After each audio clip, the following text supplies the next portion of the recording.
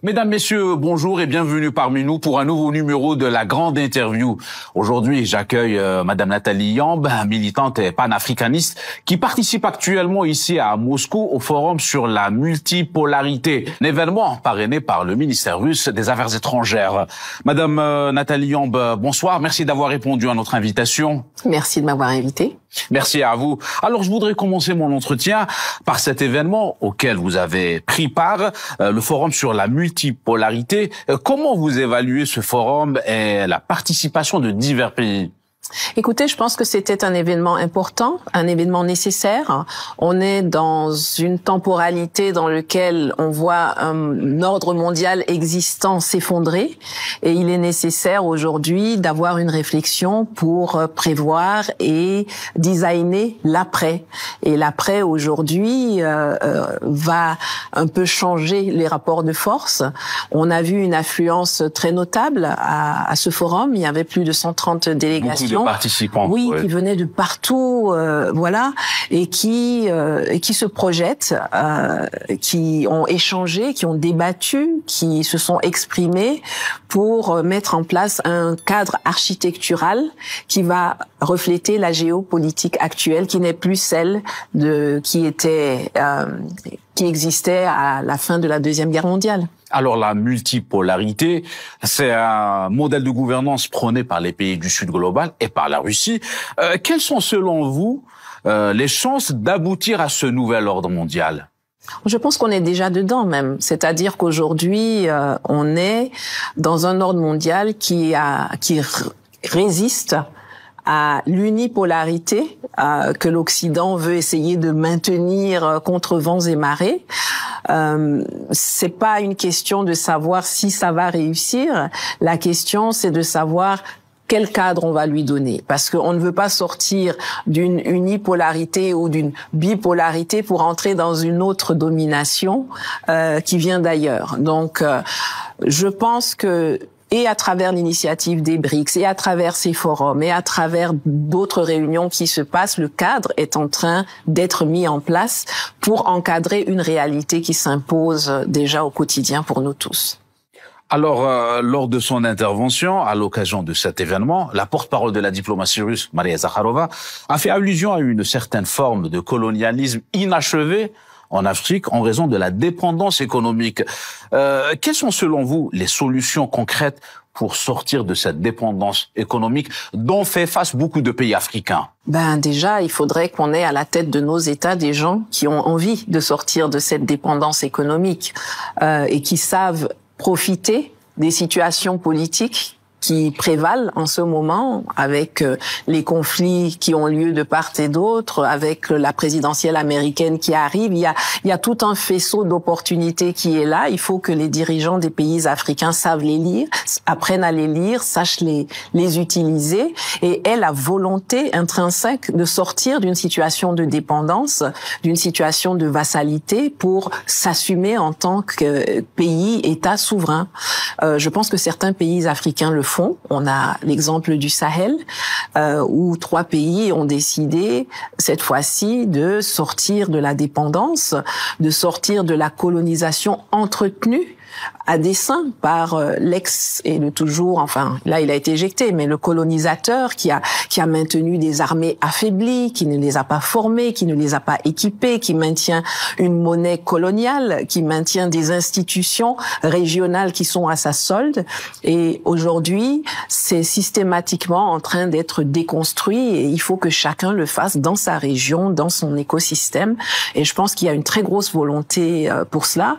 Moi, j'ai assisté au sommet des BRICS à Johannesburg au mois d'août et j'ai vu qu'il y avait énormément de pays qui étaient intéressés, qui ont participé au BRICS+. Oui, alors pardon de vous interrompre. Alors en parlant du sommet des BRICS et le projet des BRICS, oui. Quelles sont les chances pour les pays africains d'adhérer à cette institution ?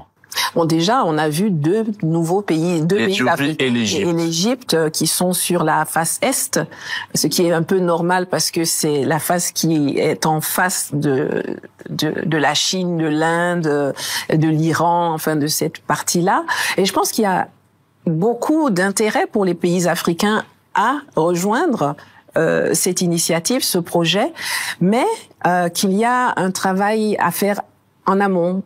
On ne rejoint les BRICS, je crois, que lorsqu'on est un pays vraiment souverain. D'abord, quand on est un pays qui est décidé à ne pas servir de faire valoir pour des intérêts qui sont antagonistes avec l'émancipation qui est prônée dans les BRICS. On cherche une dédollarisation.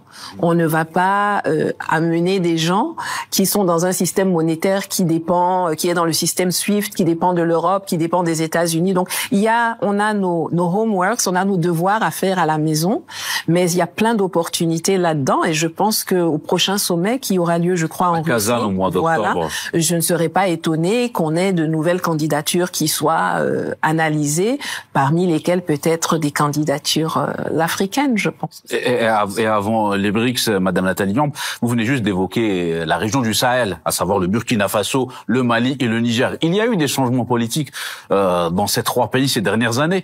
Comment vous analysez cette situation ? Oh, je pense que c'est un signe annonciateur de l'éveil africain. Nous avons les changements politiques qu'on a pu observer, les coups d'État, la prise de pouvoir par les militaires, sont les résultantes d'une volonté populaire de changement. On notera que dans chacun de ces trois pays, il n'y a eu aucun mort lors des coups d'État. On n'a pas assassiné quelqu'un, il n'y a pas une goutte de sang qui a coulé. Il y a plus de sang qui coule avec les régimes démocratiquement élus qu'avec ces coups d'État. Donc les militaires sont intervenus pour changer des situations qui étaient devenues insupportables pour les populations, que ce soit au niveau sécuritaire, que ce soit au niveau économique, que ce soit au niveau politique. Et je pense que le fait que ces pays aient subi des sanctions à travers la CEDEAO, des organisations instrumentalisées. Comment vous expliquez cette discorde entre la CEDEAO et ces pays membres dont il y a eu le changement ? La CEDEAO est avant tout un instrument de la politique française en Afrique. Et de la politique occidentale en Afrique. Des organisations qui sont financées par l'extérieur. Chez nous, en Afrique, on dit souvent c'est la main qui donne qui commande. Vous avez des chefs d'État qui ne se voient pas en leader, mais qui se voient en exécutant d'instructions extérieures. Et donc, il est clair qu'à un moment donné, les pays qui ont décidé de s'émanciper sont obligés de se retirer de la CEDEAO, parce que tant qu'ils sont au sein de cette organisation, celle-ci a une quasi-légitimité à parler pour eux, à leur exiger des choses, etc. Si on veut s'émanciper, il faut couper les liens avec la CEDEAO tant qu'elle sera un syndicat de chefs d'État aux ordres de l'extérieur plutôt qu'une communauté des peuples. Et dernièrement, la CEDEAO a accepté de lever une partie des sanctions sur la Guinée et le Mali. Pensez-vous que c'est un début d'un dénouement de la crise ? Non, je pense que ils ont imposé des sanctions et les sanctions se sont retournées pour la plupart contre ceux-là même qui les ont imposées. C'est vrai que le peuple du Niger a payé un lourd tribut. Je crois qu'il y a eu jusqu'à ce jour 304 personnes qui sont mortes dans des hôpitaux parce que du jour au lendemain, on n'a plus livré de l'électricité au Niger et que donc il y a des gens qui sont décédés. On a mis des embargos sur la nourriture, sur les médicaments. On a vraiment cherché à atteindre le peuple dans ses tréfonds.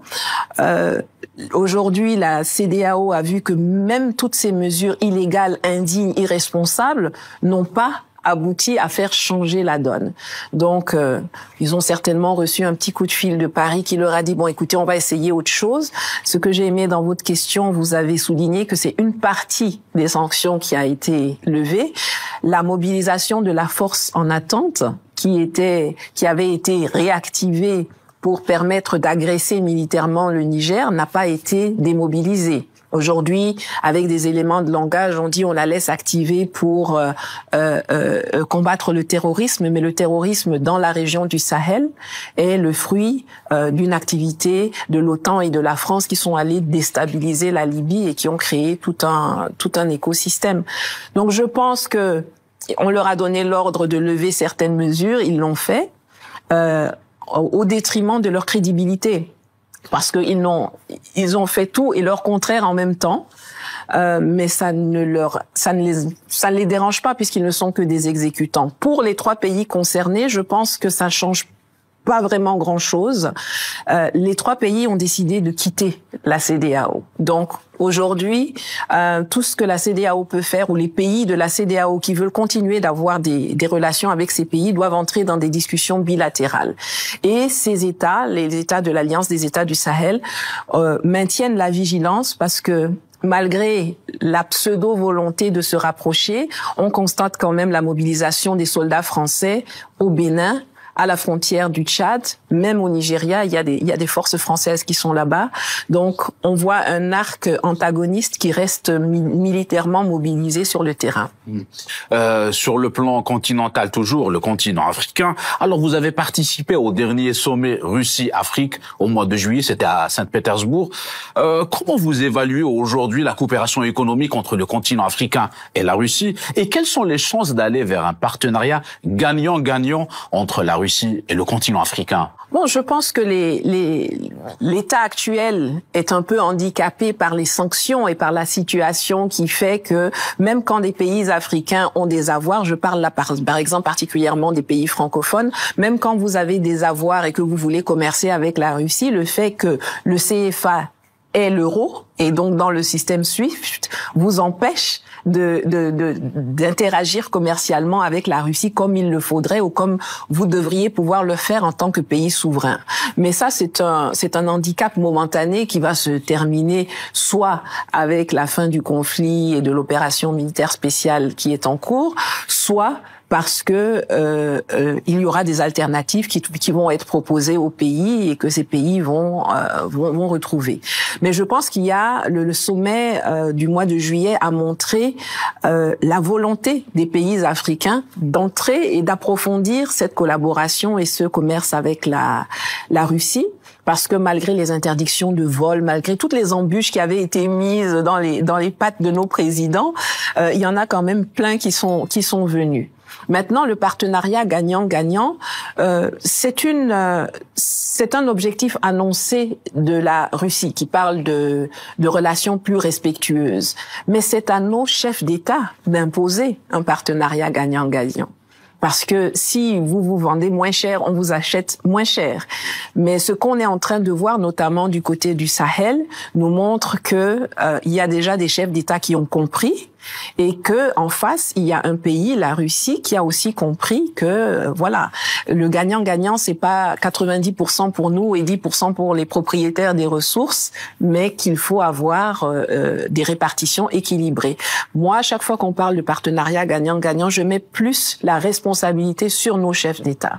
Personne ne leur met un pistolet sur la tempe, et même quand on vous met un pistolet sur la tempe, vous avez le choix de ne pas signer n'importe quoi. Et sur un autre sujet, le panafricanisme, ce mouvement continental qui existe en Afrique depuis plusieurs décennies déjà. Aujourd'hui, Madame Nathalie Yamb, en 2024, qu'est-ce qui a changé dans ce mouvement? Alors, est-il toujours d'actualité dans sa première forme? Aujourd'hui, le panafricanisme est un terme que l'on retrouve dans tellement de bouches qu'on peut se poser la question de savoir si c'est pas un élément de mode ou pas. C'est-à-dire que le vent de changement qui a lieu en Afrique a été porté par des personnalités qui se réclamaient du mouvement originel du panafricanisme. Mais on voit aussi apparaître des gens qui portent cette étiquette. On voit des chefs d'État qui font tout le contraire des objectifs du panafricanisme et qui viennent se prétendre panafricanistes parce que ils savent que la masse de la population, la grande majorité de la population se réclame de ce courant. Nous avons aujourd'hui la nécessité peut-être de redéfinir le panafricanisme, de rappeler aux gens que le panafricanisme, c'est pas de dire je vais porter un boubou africain et puis je me mets devant un micro, je dis je suis panafricaniste parce que j'ai des tresses ou que j'ai un boubou africain. Il y a des objectifs politiques, il y a des objectifs d'intégration, il y a des objectifs de réaffirmation de soi, d'autodétermination, et c'est quand vous les réalisez que vous pouvez vous prétendre panafricain, ou c'est quand vous luttez pour ça que vous pouvez vous prétendre panafricain. Et comment vous évaluez la conscience panafricaniste parmi la nouvelle génération des jeunes Africains? Ah, il y a une grosse volonté. D'ailleurs, c'est ce qui fait bouger les choses. Si vous entendez aujourd'hui des chefs d'État de la France-Afrique se prétendre panafricains, c'est parce qu'ils se rendent bien compte que la plus grosse majorité de la jeunesse africaine, et on sait qu'en Afrique, la jeunesse représente 75% de la population, aspire à vivre et selon les préceptes du panafricanisme. Ils aspirent à de l'autodétermination, à de l'émancipation, à une souveraineté assumée. Ils aspirent à retrouver des valeurs qui sont souvent dévoyées aujourd'hui. Ils aspirent à vivre en paix et à une prospérité économique qui leur est déniée depuis trop longtemps. On oublie souvent de rappeler que le panafricanisme est né en fait dans la diaspora. Il a commencé dans la diaspora pour être reprise après avec Nkrumah sur le continent. Aujourd'hui, c'est le continent qui essaye de se battre pour s'autodéterminer et être un soutien à la diaspora. Mais je pense que ici, sur le continent africain ou ailleurs, la majeure partie de la jeunesse se reconnaît. Et quels sont les nouveaux défis du panafricanisme aujourd'hui? Déjà, premièrement, l'infiltration, parce qu'on est dans une lutte. Le panafricanisme aujourd'hui est dans un combat et il y a des gens qui se prétendent panafricanistes mais qui sont en fait qui essayent de freiner. Vous savez que c'est comme quand vous voulez construire une maison, vous faites une rangée avec vos parfums et puis la nuit il y a quelqu'un qui vient tout détruire et puis chaque matin. Donc il y a ça. Et puis il y a le fait que le panafricanisme dans la masse c'est bien, mais c'est encore mieux quand les dirigeants politiques l'incarnent et le pratiquent. On le voit au Mali, on le voit au Burkina, on le voit au Niger.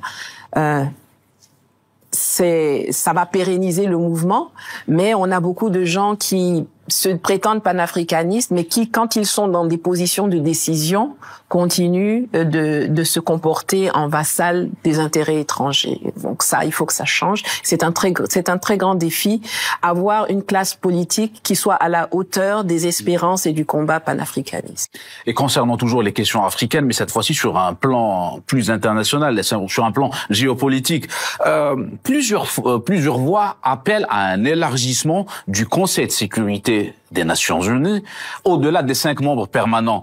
Y a-t-il une chance aujourd'hui de voir un pays africain comme membre permanent au sein du Conseil de sécurité de l'ONU? J'espère qu'il n'y en a pas. Le Conseil de sécurité de l'ONU est une des constructions qui découlent de l'ordre unipolaire que nous combattons.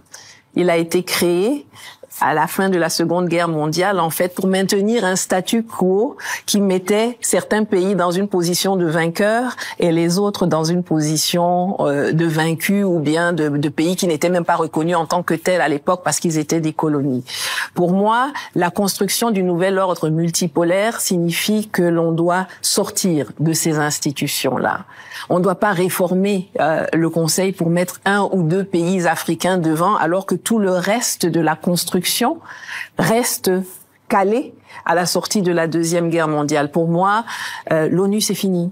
Pour moi, il faut créer autre chose et j'espère vraiment que... C'est quoi l'alternative? Il faut la penser. C'est le processus qui est en cours, qui est en réflexion aussi bien dans les BRICS que par les sociétés civiles, que par les forums comme ceux auxquels on a participé. C'est quelque chose qu'il faut penser. Il faut recréer quelque chose. Vous pouvez pas ajouter des rangées de parpaings à un édifice qui est penché et espérer que ça va tenir longtemps ou que ça va fonctionner. Le Conseil de sécurité, l'ONU, ont fait leur temps. Il faut refonder cela. Il faut créer autre chose sur des bases nouvelles. Dans ces conditions, Madame Nathalie Yamb, sur la scène internationale, pour que la voix d'Afrique soit entendue, qu'est-ce qu'il faut pour que la voix d'Afrique, pour la voix du continent africain, pour que la voix du continent africain soit entendue sur la scène internationale? Il faudrait une unité, déjà, du continent africain. Il faudrait que des organisations comme l'Union africaine se comportent non pas comme des exécutants, non pas comme des accompagnateurs, mais comme des acteurs du changement que nous voulons. Aujourd'hui, nous allons à des réunions, nous allons à des sommets. Vous voyez, nos chefs d'État sont venus ici à Saint-Pétersbourg au mois de juillet. Il n'y a pas eu, en dehors, je crois, des 3 pays de l'AES, il n'y a pas eu de concertation. On vient dans ces réunions, au lieu de porter des projets communs qui vont favoriser l'intégration des pays, de dire bon, chacun prie pour soi.